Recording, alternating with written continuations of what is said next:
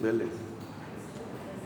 Vamos começar nossos estudos da noite de hoje, em nome de Deus, em nome de Jesus, a companhia dos bons espíritos, dos instrutores, dos guias, dos mentores, de todos os nossos irmãos que nos acompanham nesse trabalho, a quem somos, mais uma vez, muito agradecidos, pois cada vez mais sabemos do significado, da importância desse trabalho. E sempre renovamos os nossos pedidos para que nunca nos falte a perseverança, nunca nos falte a responsabilidade de levar adiante esses estudos para o nosso aprendizado, para a melhoria e evolução espiritual de cada um de nós. Pedimos à espiritualidade que zele pelo equilíbrio vibratório no ambiente dessa sala, sempre muito bem equilibrada, com a graça de Deus, dos bons espíritos. E se algum irmão fora da sintonia dos propósitos da reunião estiver presente, que ele entenda a finalidade da reunião e não nos perturbe, não nos desvie a atenção, não nos tire a concentração, para que possamos atingir os nossos propósitos dessa noite. E aos encarnados aqui presentes, pedimos que se concentrem nas preces, nas orações, firmando o pensamento,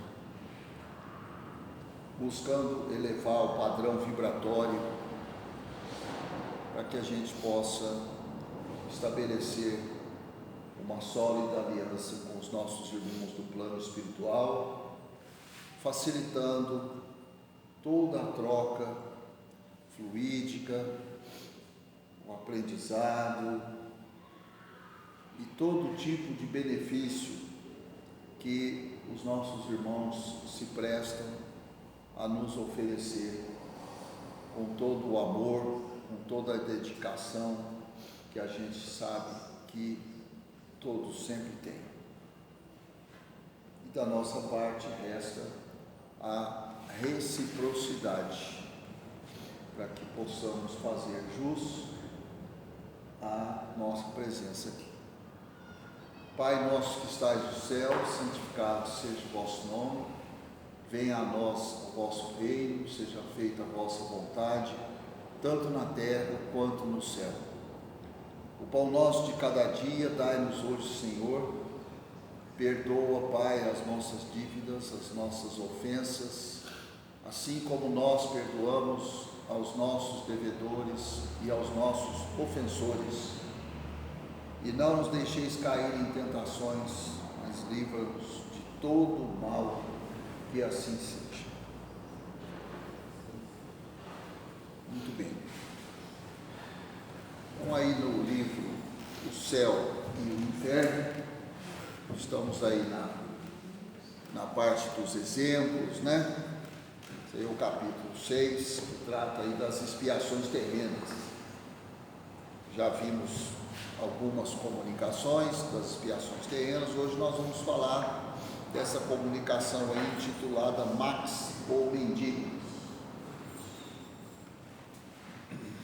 Em 1850, numa vila da Baviera, Baviera é a designação de uma região, né?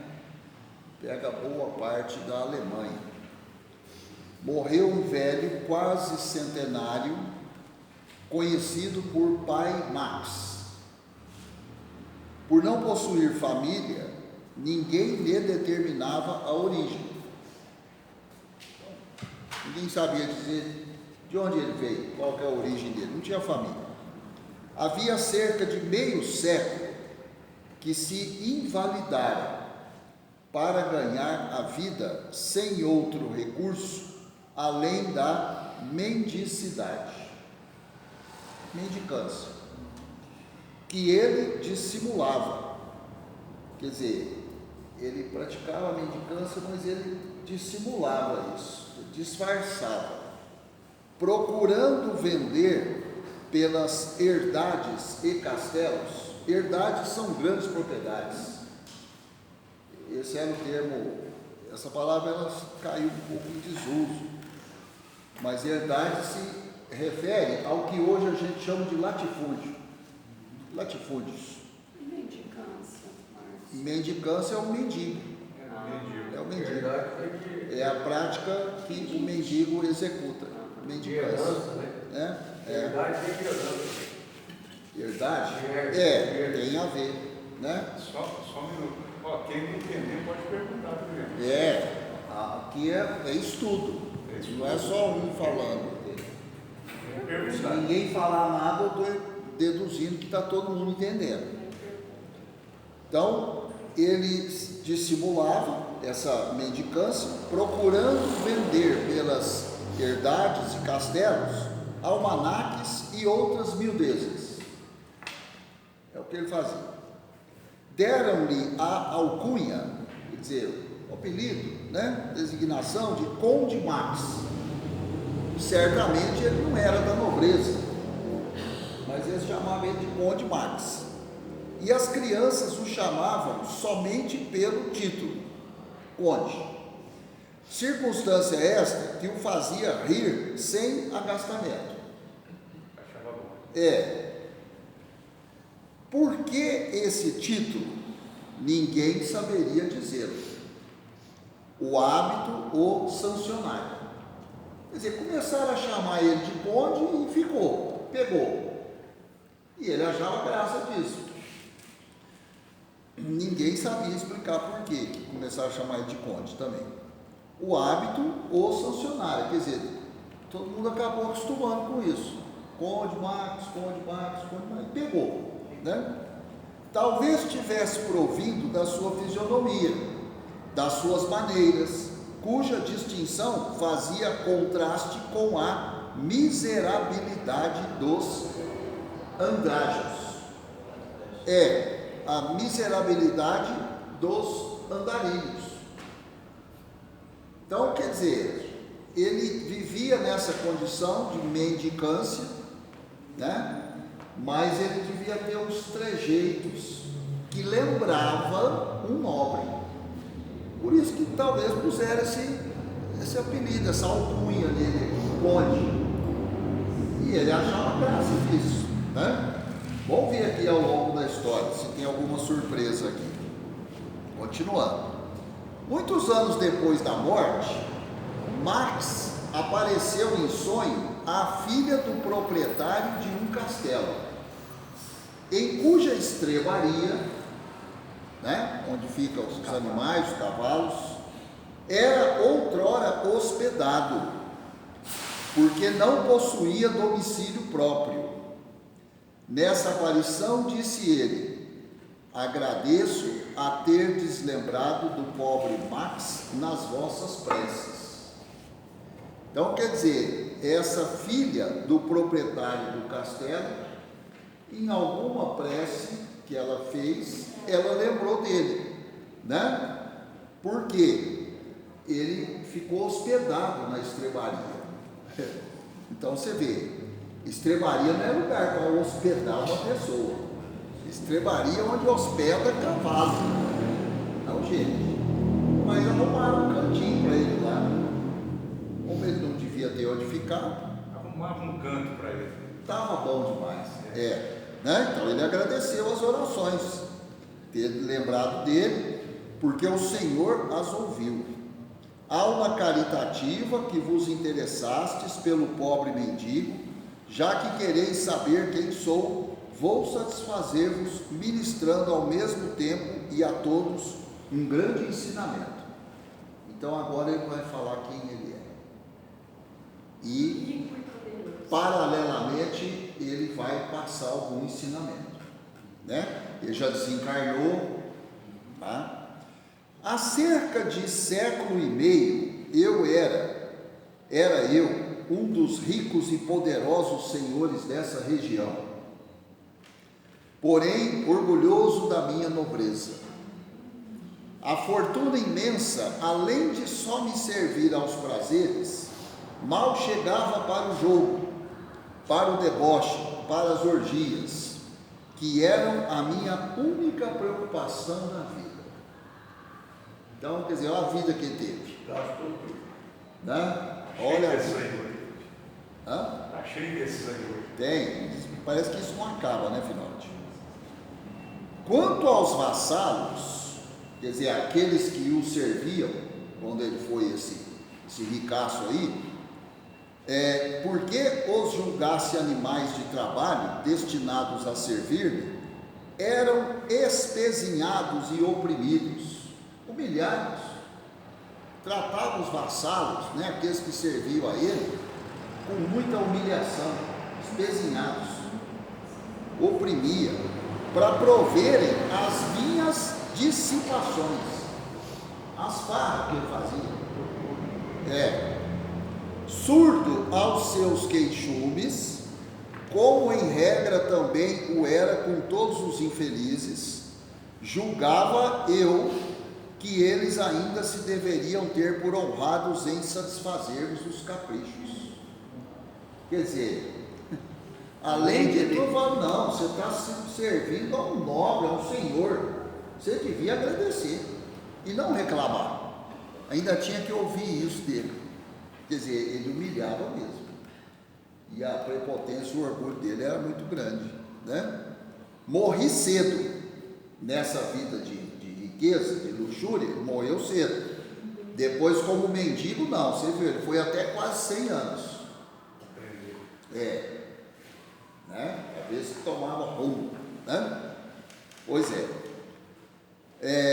morri cedo, exausto pelos excessos, muita farra, né? Mas sem ter, de fato, experimentado qualquer desgraça real. Ao contrário, tudo parecia sorrir-me a ponto de passar por um dos seres mais ditosos do mundo. Tive funerais suntuosos e os boêmios lamentavam a perda do ricaço. A turma dele, a turma de farra, né? Mas a verdade é que sobre o meu túmulo nenhuma lágrima se derramou. Eu tinha amigo. Nenhuma prece por mim se fez a Deus de coração, enquanto minha memória era amaldiçoada por todos aqueles para cuja miséria contribuíram. Os vassalos, aqueles que ele pisou em cima de todo mundo, né? Ah, como é terrível a maldição dos que prejudicamos, pois essa maldição não deixou de ressoar nos ouvidos durante longos anos, que me pareceram uma eternidade. Depois, por morte de cada uma das vítimas, era um novo espectro ameaçador ou sarcástico que se erguia diante de mim, a perseguir-me sem tréguas, sem que eu pudesse encontrar um vão esconso onde me furtasse as suas vistas, nem um olhar a mim. Quer dizer, ele desencarnou novo, as vítimas continuaram encarnadas, mas pouco a pouco as vítimas também foram desencarnando. Quando ele desencarnou, ele já começou a sofrer, porque ele começou a ver o que ele fez. Só que aí cada vez desencarnava uma vítima. E o encontro com essa vítima em espírito, no plano espiritual, era para ele uma tortura maior. Ele queria esconder e não tinha onde esconder. Eles tinham ódio dele. Exatamente. Judiou demais de muita gente, né? Então, de tempos em tempos, desencarnava um desses que ele pisou em cima. E aí tinha que se ver frente a frente. Vão esconso seria vão vazio? Não, é um tipo assim, um lugar escondido. Tá? onde ninguém pudesse ver ele. Ele procurava um lugar desse, só que esse lugar não existe, né, no plano espiritual. Não. Na mente dele. Os antigos companheiros de devassidão, infelizes como eu, fugiram, parecendo dizer-me desdenhosos: tu não podes mais custear os nossos prazeres. É a turma, ele devia pagar bebida para todo mundo, e farra para todo mundo, a turma gostava dele mesmo, era tudo semelhante com semelhante, mas ninguém derramou uma lágrima no enterro dele, só lamentaram, né, porque perderam o provedor. Então, quanto daria eu por um instante de repouso, por um copo d'água para saciar a sede ardente que me devorava? Entretanto, eu nada mais possuía, e todo o ouro a jorros derramados sobre a terra não produzia uma só bênção, uma só que fosse: ouviste, minha filha. Então, isso aqui é o sonho que a filha lá do castelo teve. Ele falou tudo isso no sonho. Está falando para ela? Para ela, tá? Muito bem. Cansado por fim, opresso, qual viajor que não lobriga o termo da jornada, quer dizer, não vê o fim da jornada, exclamei: meu Deus, tende compaixão de mim. Quando terminará essa situação horrível? Então uma voz, primeira que ouvi depois de haver deixado a terra, disse: quando quiseres. Quando ele perguntou quando que vai encerrar isso, aí uma voz falou: quando você quiser. Acaba exatamente quando você quiser, né? Que será preciso fazer, grande Deus? Repliquei: dizei-o que a tudo me sujeitarei. Quer dizer, aí o espírito já muda, né? Certamente, enquanto em vida, ele não pensou em Deus uma única vez. Mas agora, passando esse sufoco aqui que ele está passando, aí começa a pedir súplicas a Deus, né? O que eu preciso fazer? Pode falar que eu faço. Tudo que você falar eu vou me sujeitar. É desse jeito mesmo. Aqui na terra também é assim. É preciso o arrependimento, essa voz falou para ele. É preciso te humilhares perante os mesmos a quem humilhastes.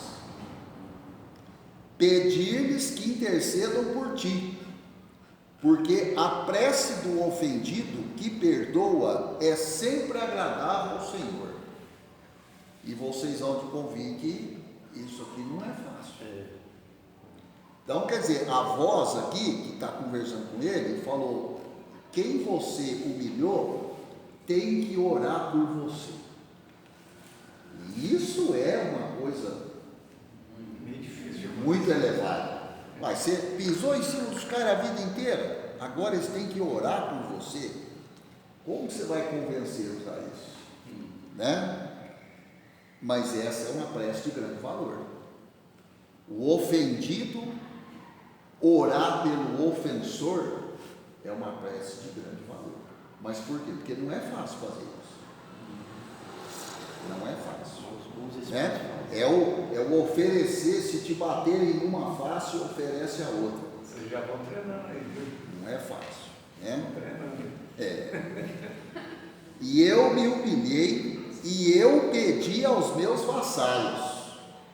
Ele foi falar com os vassalos, os espíritos, né? E servidores que ali estavam diante de mim, e cujos semblantes, pouco a pouco mais benévolos, acabaram por desaparecer. E isso foi para mim como que uma nova vida. O desespero dava lugar à esperança, enquanto eu agradecia a Deus com todas as forças da minha alma. Porque ele via os vassalos, mas perturbando ele, como se foram cobrar satisfação pelo que ele fez eles passar aqui na terra encarnada. Então, à medida que ele foi pedindo e os vassalos foram desaparecendo da frente dele, ele foi alimentando uma certa esperança. Bom, pelo menos eles não estão me perturbando. Então, de certo, eles vão orar por mim. né? Muito bem. A voz acrescentou: príncipe. Ao que respondi: não há aqui outro príncipe senão Deus. Então a visão dele já mudou, né? Que na terra ele era um nobre. Aqui ele falou: não, o príncipe é Deus, o Deus onipotente que humilha os soberbos. Perdoai-me, Senhor, porque pequei, e se tal for da vossa vontade, fazei-me servo dos seus servos. Dos meus servos. Dos meus servos, né? Alguns anos depois, reencarnei numa família de burgueses pobres. Ainda criança, perdi meus pais e fiquei só no mundo, desamparado. Ganhei a vida como pude, ora como operário, ora como trabalhador de campo, mas sempre honestamente, porque já cria em Deus. Então ele já estava começando a mudar, mesmo reencarnado. Aos 40 anos fiquei totalmente paralítico. Lembra lá no começo que falou que ele passou 50 anos, né? Com o problema aí? Só que aqui está falando, ele ficou paralítico, sendo-me preciso daí por diante mendigar por mais de 50 anos. Então realmente ele se tornou paralítico quase aos 50 anos e ele viveu quase 100, então ele mendigou por praticamente mais 50 anos, né? Por essas mesmas terras de que foi o absoluto Senhor. Olha só. Nas herdades, as grandes fazendas, né, que me haviam pertencido, recebia uma migalha de pão. Feliz quando por abrigo me dava o teto de uma estrebaria. Morava no castelo, agora moro na estrebaria. Ainda por uma acerba ironia do destino, apelidaram-me Senhor Conde. Mas aí, o conde que eles pegaram é porque o palavreado dele, as posições, os trejeitos, dele era de... Ficou a característica do passado dele de nobre, né? Não perdeu a pompa, né? Durante o sono, aprazia-me percorrer esse mesmo castelo onde reinei despoticamente, revendo-me no fausto da minha antiga fortuna. Ao despertar, sentia de tais visões uma impressão de amargura e tristeza, mas nunca uma só queixa se me escapou dos lábios. E quando a Deus aprouve chamar-me, exaltei a sua glória por me haver sustentado com firmeza e resignação numa tão penosa prova, da qual hoje recebo a recompensa. Quanto a vós, minha filha, eu vos bendigo por terdes orado por mim. Então, é uma história assim, bastante ilustrativa, né? Bastante didática, da forma como cada um leva a vida. Vai ter a volta. Então, muitos vivem como se essa fosse a única existência. Ignoram completamente a sequência das existências, né? E vivem a vida, não, porque tem que aproveitar o momento, tem que aproveitar o hoje. Se eu posso ir numa festa, eu não posso faltar, porque a festa é agora, por que eu não vou? Vai saber, amanhã eu nem estou aqui mais. Muitos se pautam por esse tipo de orientação. Não vou perder essa oportunidade, não vou deixar de fazer esse negócio agora, depois nunca mais tem essa oportunidade de ganhar tanto dinheiro. E assim muitos vão levando a vida, sempre com esse êxtase do presente, inebriados pelo presente, porque ignoram completamente que existe uma sequência, não existe a morte. Existe uma sequência, vai ter a volta. E aí a gente sabe que o pior de tudo é que a hora que desencarna, aí não tem essa influência da matéria, aí vem os arrependimentos, Aí você tem que ir atrás de todo mundo que você espezinhou. Você podia orar para mim. Com que cara que você vai pedir isso? Né? Quanto de humildade você não precisa ter? Você ficou uma existência inteira, às vezes você levou o outro à miséria, à pobreza, deixou o outro passar fome por conta dos seus atos, e depois você tem que chegar nele e falar: você podia orar por mim, estou precisando. Como? Não é fácil, né? E o outro pode não aceitar. Não, eu vou continuar te infernizando. Às vezes é um espírito muito atrasado. Tem essa não, vou orar não. Nós temos conta para acertar. E aí? E aí é uma guerra que não acaba, né? Aí reencarnam os dois e vão bater de frente de novo. Aí um vem em uma condição superior ao outro, aí vai pisar na garganta dele. Aí onde muita gente fala: mas do nada aquele ali vive judiando aquele outro. Não faz, não. Você não sabe. Do nada. Você conhece as existências passadas daqueles dois ali? Para você falar que do nada um está pisando em cima do outro. Não existe do nada. Nós sabemos. A doutrina nos ensina isso todo dia. Não existe acontecimento sem causa. Tem uma razão de ser. Tem uma razão de ser. Né? Mas, volta um pouquinho, uma dúvida para trás,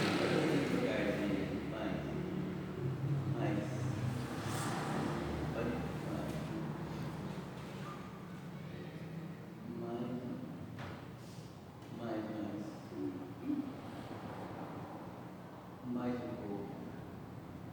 Aqui, ó, o Deus onipotente que humilha os soberbos. Eu não entendi essa parte aí. Vê para mim, a voz acrescentou. A voz acrescentou: príncipe. A voz que estava falando com ele. Ao que respondi: não há aqui outro príncipe. Porque chamou ele de príncipe. Ou não, príncipe é Deus, o Deus onipotente, que humilha os soberbos. Os orgulhosos. Ele foi soberbo quando ele foi da nobreza. Então, aqui é a palavra dele. Não, é assim, ó, ele está falando assim: você está me chamando de Deus, de príncipe, mas eu não sou o príncipe, eu sou o Deus onipotente que humilhou os soberbos. Não é isso. Não há aqui outro príncipe, a não ser Deus. Eu não sou príncipe. A voz chamou ele de príncipe, eu não sou príncipe. O único que há aqui príncipe é Deus. O Deus onipotente que humilha os soberbos. Mas isso aqui é a palavra dele. Né? A palavra dele. Ele estava entendendo que Deus humilha os soberbos. Na verdade, a gente sabe que Deus não humilha ninguém. Deus não humilha, mas no entendimento dele, ele entendia que ele ia pagar pelo que ele fez. E a mão pesada de Deus ia cair em cima dele. Na soberba dele. Ele tinha muita soberba. Viveu uma vida de soberba. Né? Entendeu? Todo mundo entendeu. Depois estava em dúvida. Aí tem uma nota, né? Para esse fato, pedimos a atenção de todos quantos pretendem que, sem a perspectiva das penas eternas, os homens deixariam de ter um freio às suas paixões. Então, por que sempre, a gente sabe que não tem a pena eterna? Já estudamos aqui na primeira parte do céu e inferno, provado que não existe pena eterna. Mas então por que o espírito, quando está lá errante, desencarnado, ele tem a sensação de que a pena é eterna? Por que precisa disso? Para pôr freio às paixões. Então porque aqui encarnado nós não temos sentimento de pena eterna, não. A pessoa às vezes aí comete a atrocidade que for, ó, você vai para o inferno. Que inferno, coisa nenhuma. Morreu, acabou. Mas aí a hora que desencarna, ele fala, nossa, eu estou condenado para sempre. É porque fica muito tempo na condição errante. E ele ficou muito tempo. Ele ficou muito tempo na condição. Então a sensação que tem é de uma pena eterna. Mas a gente sabe que não existe pena eterna. Você vê, ele conseguiu reencarnar como mendigo, né? Quer dizer, nasceu numa família de burguês, mas eram os burguês pobres.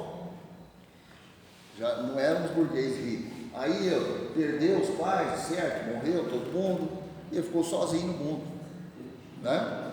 E virou mendigo, ficou paralítico, tá? Um castigo como este do pai Max será porventura menos profícuo do que essas penas sem fim, nas quais hoje ninguém acredita? Você acabou de falar. Exatamente. Então, por isso que ele ficou envolvido pela sensação de condenação eterna, porque ele aprontou todas. Ele aprontou. E que fica plasmado, né, Márcio? Não tem salvação para mim. Fica plasmado aí embaixo. Ficou. Tem uma outra certo, coisa também, né? que eu não concordo aí, quando fala lá em 1850 e tal, esse camarada viveu praticamente 100 anos, 50 depois mais 50, né?